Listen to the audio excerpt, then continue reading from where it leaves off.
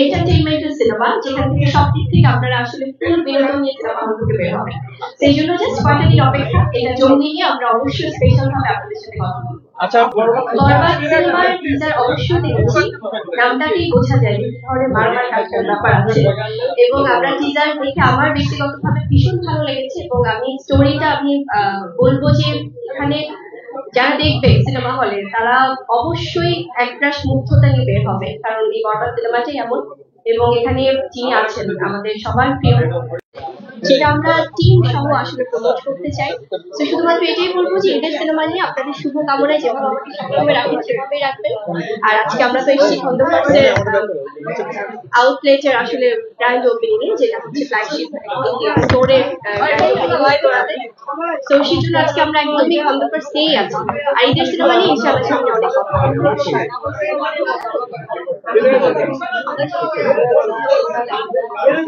আপু, জঙ্গলি সিনেমার ভিতরে কি কি চমক থাকবে? খন্দকার্স নিয়ে অবশ্যই আমার অনেক অনেক শুভকামনা এবং শুভেচ্ছা ভালোবাসা। আজকে আমরা এখানে একটা দারুণ ব্র্যান্ড লঞ্চিং এসেছি, আপনারা সবাই আছেন আমাদের সাথে, সকল গণমাধ্যম কর্মীরা। আমি সবসময় বলি আপনারা আছেন বলে আমাদের কাজগুলো মানুষের কাছে পৌঁছায়। তো এভাবে আজকে এই পবিত্র রমজানে আপনারা সবাই এই সময়টা ইফতার করে এবং তারাবি নামাজের এই সময়টা, তারপর যেভাবে আমাদের এই কাজগুলো সব সম্পৃক্ত হচ্ছে, আসলে পেশাগত জায়গা থেকে আমরা সবাই যে এক, সেটা আবারও প্রমাণ হলো। তো খুবই ভালো লাগছে। খন্দকার্সের জন্য আমার পক্ষ থেকে আবারও শুভকামনা, এবং তাদের যে ফেব্রিক্স, তাদের যে কালেকশন গুলো আছে সত্যি খুব ভালো। এবং আমি বলবো যে তারা খুব কোয়ালিটি মেনটেন করে, এবং তাদের 3টি ব্রাঞ্চ আছে, এখানে আঙ্কেল আছে, আন্টি আছে, দেন হচ্ছে আমাদের আরিয়ন ভাই আছে, সবাই আছে।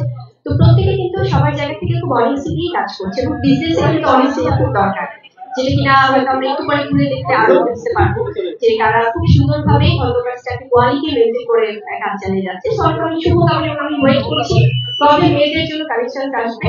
এখন একটু জেন্টস কালেকশন আছে। আচ্ছা, এবং প্রত্যেকটা সিনেমাই ভালো। খুব সুন্দর প্রশ্ন করেছেন, আসলে ধন্যবাদ আপনাকে প্রশ্নটি করার জন্য।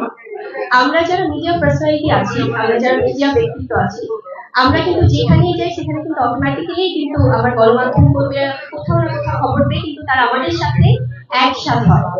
আর আমরা পজিটিভিটি কেন ছড়াবো না সোসাইটিতে? আমরা যদি সারাক্ষণ মারামারি, হানাহানি, সারাক্ষণ সবার সাথে দ্বন্দ্ব, ঝগড়াঝাটি, এগুলো যদি সোশ্যাল মিডিয়াতে দেখতে থাকি, তাহলে কিন্তু আমাদের মেন্টালিটি, মানসিকতা কিন্তু ওরকমই হয়ে যাবে। তো আমার মনে হয় ভালো কাজ, যখন আমি দুজনের সাথে একসাথে আমরা খাবার খাচ্ছি, বা সবাই যখন অসহায় মানুষজন বা এতিম বাচ্চারা যখন একসাথে হয়ে আমরা যে কোনো একটা উদ্যোগ নিচ্ছি, এগুলো কিন্তু ভালো কাজ। এই ভালো কাজগুলো কিন্তু যখন একজন দেখবে, তখন কিন্তু তারা হয়তোবা 100 জন না হোক, 50 জন না হোক, 8 হলেও কিন্তু ইনিশিয়েটিভ নেবে। তো আমার মনে হয় ভালো কাজ ছড়ানো উচিত। তাহলে আপনার কি মনে হয় যে আপনি শুধুমাত্র দ্বন্দ্বটাই আপনি স্প্রেড করবেন?